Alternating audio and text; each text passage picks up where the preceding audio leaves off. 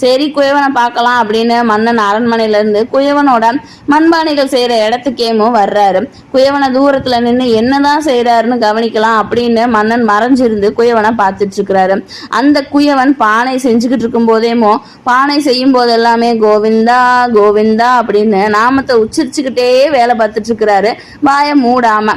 அந்த சமயம் பார்த்து அவருக்கு முன்னால பெருமாள் காட்சி தர்றாரு.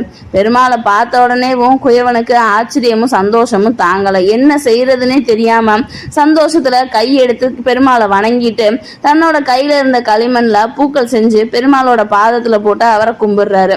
அதை பார்த்த மன்னனுக்கு ஒண்ணுமே புரியல. கோவில் கட்டி தங்கத்துல பெருமாளை செஞ்சு வச்சு தங்க புஷ்பங்களையும் வெள்ளி புஷ்பங்களையும் அர்ச்சனை செஞ்ச எனக்கு பெருமாள் காட்சி கொடுக்கவே இல்லை. ஆனா சாதாரண குயவன் இவனோட பக்திக்கு பெருமாள் காட்சி தந்திருக்காருன்னா அந்த குயவனுடைய பக்தியில எவ்வளவு உன்னதம் இருந்திருக்கணும் அப்படின்னு நினைச்சு பாக்குறாரு. அதை நினைச்சு